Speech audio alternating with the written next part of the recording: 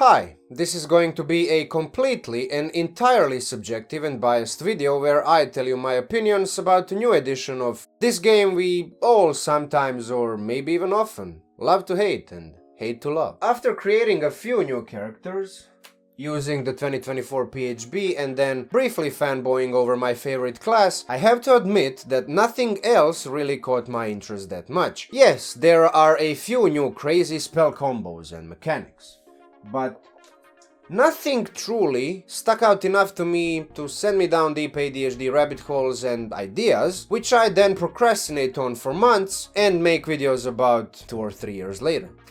But that actually might be a good thing. For whatever reason, I used to obsess over several 5th edition characters and their mechanics, so much that by the time I finally brought them to the table, I just lost all interest in playing them. They were just letters and numbers on paper. I'm sure I don't have to explain how that's not the most elegant way of engaging in a cooperative role-playing game. But I don't know, maybe I've just grown up. Who knows? Races. They are no more. We got species now, which no longer provide ability score bonuses and languages. Wizards of the Coast have been pushing in this direction for a while now, which sparked one of many controversies and dramas the company has been experiencing because of a, well, to put it mildly, constant series of questionable decisions and business practices in the last couple of years.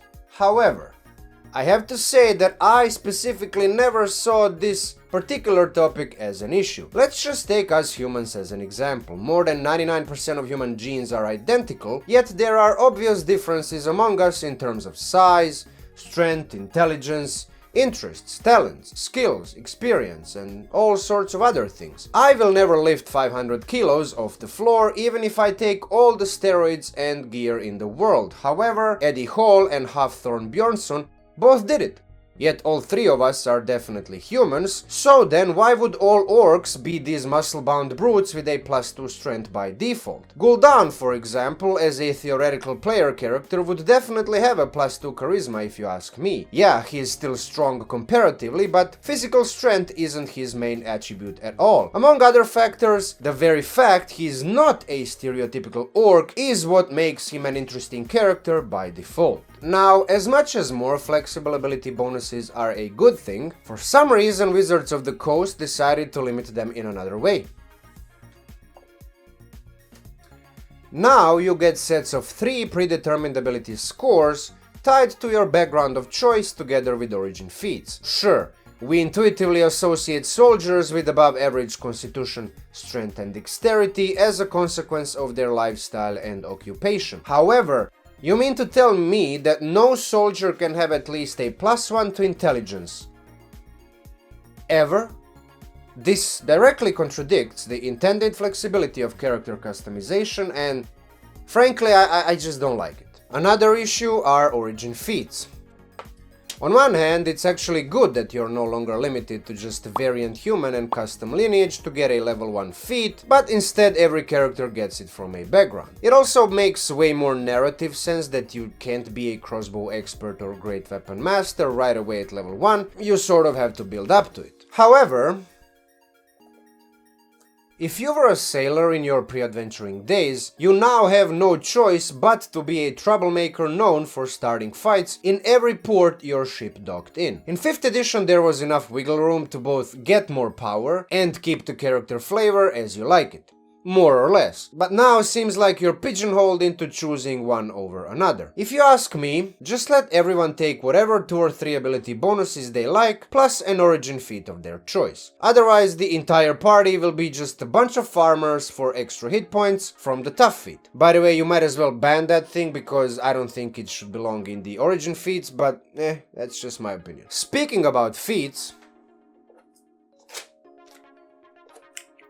despite being technically optional in 5th edition, most DMs allow them, so Wizards did the only sensible thing by making them a core part of the game. Besides origin feats, which I complained enough about already, I have to say I mostly like what Wizards did with the other 3 categories: General, Fighting Styles and Epic Boons. General feats they are still tied to the ability score improvement feature. Besides your standard +2 to 1 or a +1 to 2 ability scores, the biggest change is the addition of a +1 ability score bonus to each and every general feat. Depending on the unique benefits that each and every one of them provides, some allow for a wider range of abilities to improve than others, and I just think in general this simple blanket change is at least a step in a good direction. While there are many changes, the few that stuck out the most to me are Grappler, a trap option from 5th edition, turned viable and in fact very useful for melee martials, Heavy Armor Master, scaling via proficiency bonus and reducing both non-magic and magic damage,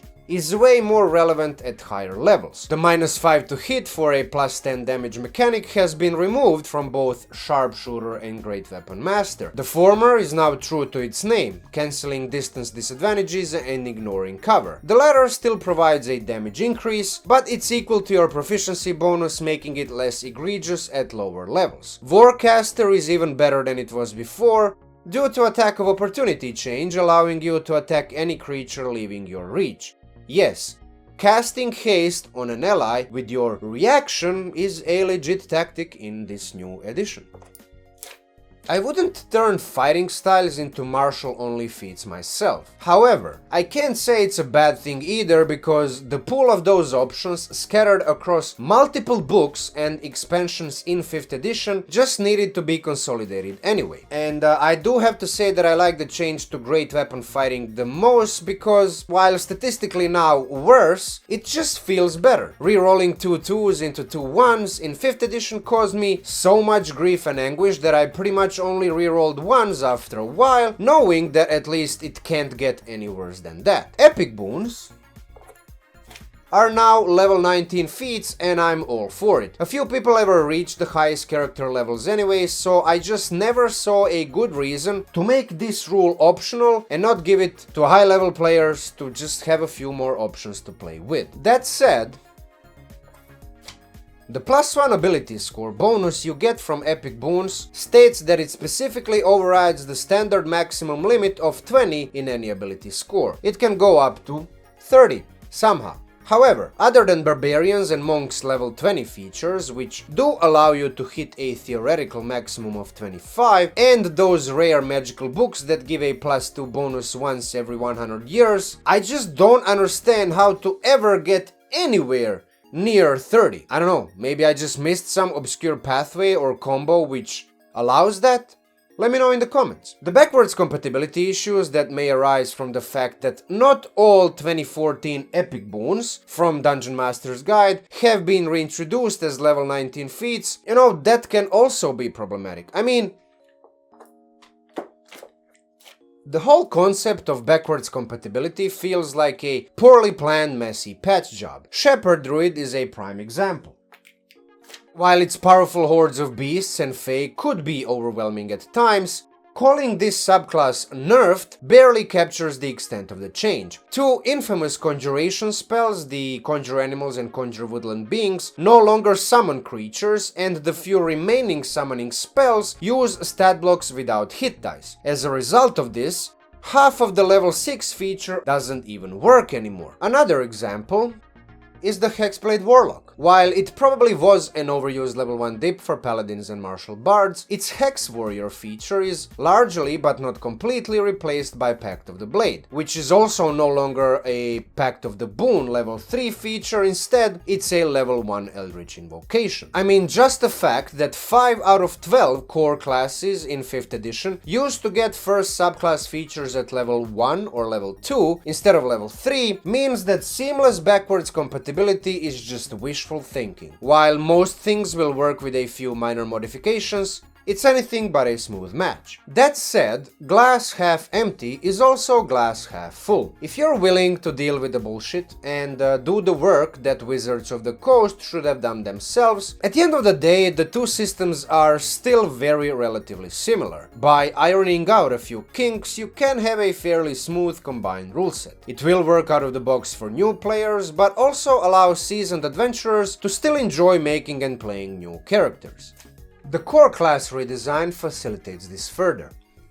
All classes unlock their subclass options at level 3, and most of the optional class features from Tasha's Cauldron of Everything are now core rules. This simplifies character customization for newcomers and casual players, while those of us who overanalyze and obsess over each and every little feature, spell, and rule interaction still have enough material to think about. However, there are a few Wizards of the Coast what the points that I want to mention. First, Artificer.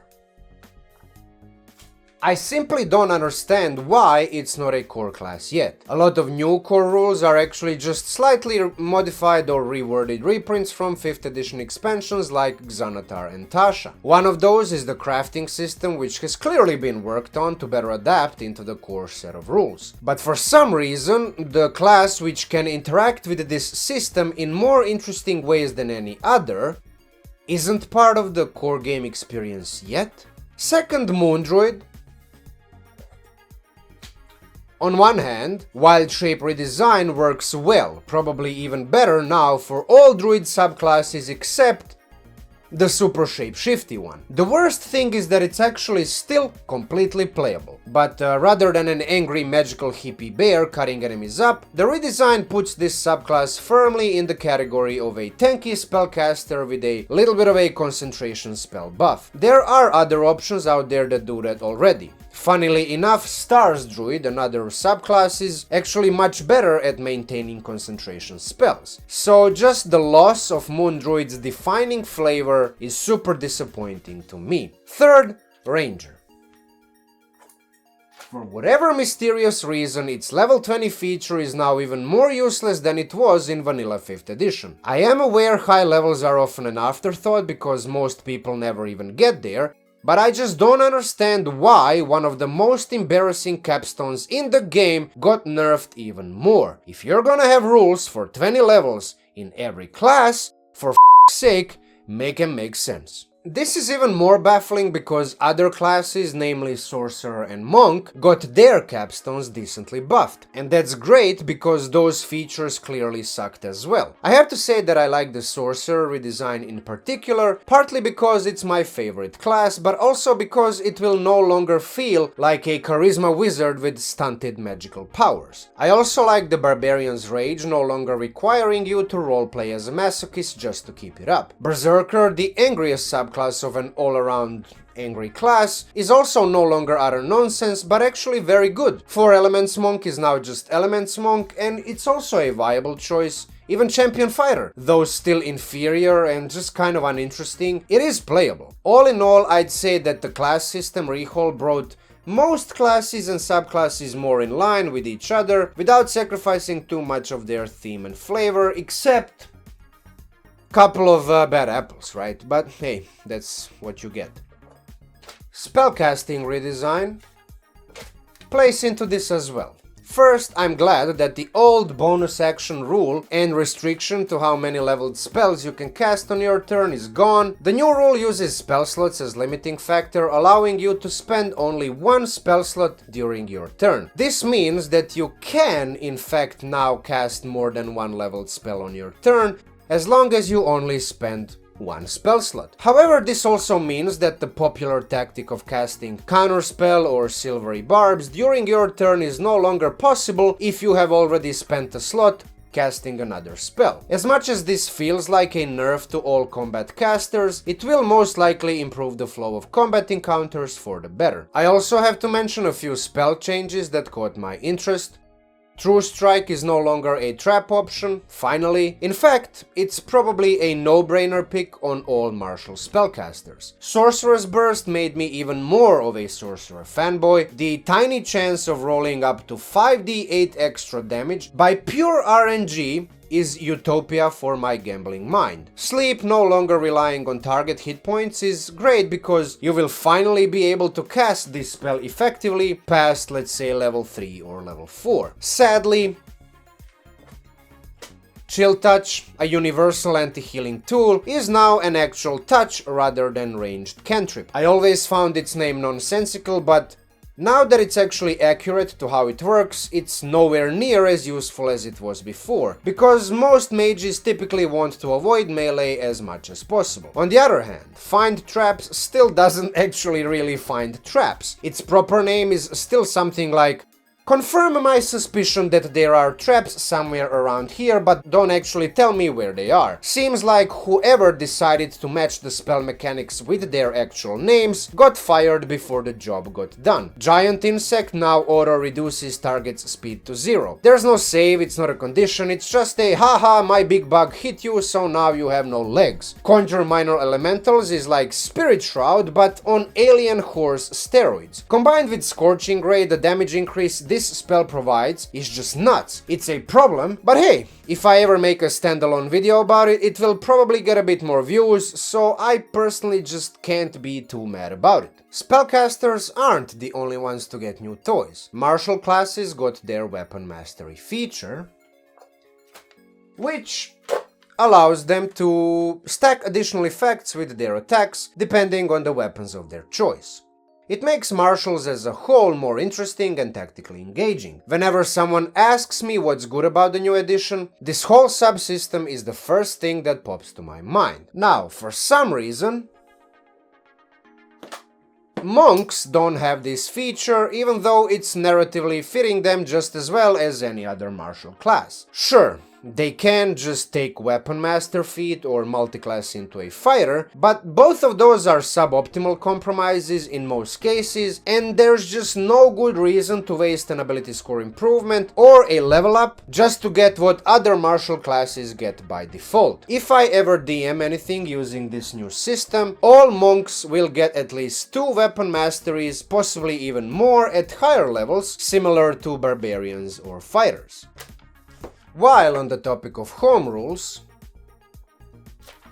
several popular, dare I say common sense, 5th edition home rules are now official. Heroic Inspiration, previously just Inspiration, is a reroll instead of an advantage, which is what most tables played it as far as I'm aware. More importantly though, choosing to fail saves is now always an option instead of just for arbitrary few spells and mechanics. 2-weapon fighting works for ranged weapons now, which means cool akimbo hand crossbows characters are finally legal. I also like the grappling reroll, especially with the grappling feat. It just works much better than it did in 5th edition. Exhaustion rules have also been simplified massively. Listen, even after playing the old Berserker Barbarian myself, I could just never memorize that damn exhaustion table. It's just a rules bloat, and this is one of the better improvements for sure. Crafting system has been polished, as I said before, though I would like to see more of it. Surprise is much less impactful than before, which in all likelihood is a good thing because it often made encounters too easy or way too deadly. While seemingly not as important at the moment, I also like the addition of the blooded mechanic, which I expect to be more prominent in future expansions, and for now it intuitively simplifies wording for a lot of existing mechanics. However, it would have been a dream if all the new rules would just kind of like work out of the box. For example, the way the rule for drawing a weapon has been written: as a level 11 fighter, you can draw multiple different weapons in a single turn, which you couldn't do in 5th edition. While that might not actually be the issue, I think it's fairly clear the intent was to address this common weapon interaction directly, instead of relying on general free object interaction rules like in 2014 5th edition. However, it did fall short of its target. Long rest.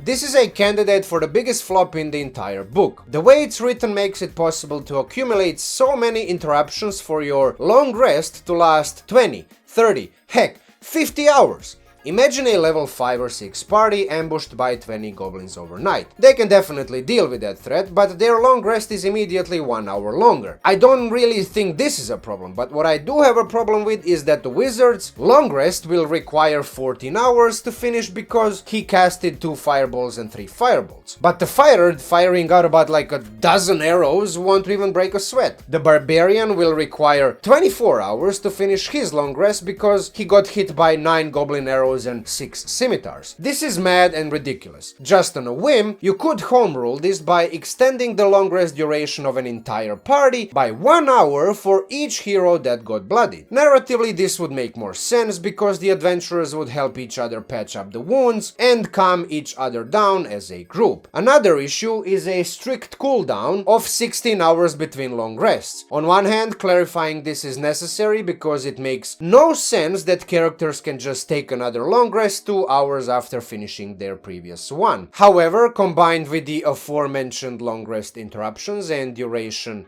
extensions, this will inevitably force the party to take a rest at, I don't know, 3 p.m. or 6 a.m. in the morning. I can tell you from personal experience, living like that all the time just isn't a foundation of a healthy functioning life, especially for adventurers who are under increased stress all of the time. Sleep is the cornerstone of a healthy life. Another issue is a streamlining and polishing of the rules. While that's generally a good practice for anything and everything, I think most of the 5th edition mechanics were streamlined enough already, and all they required was the polishing of rules governing their interactions. However, there are now certain mechanics that the rules design team simply went too far with. The one that stood out to me the most is the stealth check mechanic for a hide action being a flat DC 15 skill check. This completely removes the little bits of tension every time you make a roll and don't really know whether you failed or succeeded. At this point, you may ask yourself whether it's even worth it switching from the old 5th edition to this updated 2024 version. I can't really answer that question for you, as your preferences are probably different than mine, but I can tell you what I will do. As a DM, I'll use this new system and all of its perks with some home rules and changes that make more sense to me. As a player, I'll try and get my DMs to adapt a same or similar modifications. That's what I did in all of my sessions and campaigns anyway, so I see no reason to become a system zealot all of a sudden. But that's it for this video. Feel free to share your opinions about the new rules in the comments. Like, share, subscribe, bang the bell, all the YouTube stuff. Thank you for watching. Talk to you soon. Peace.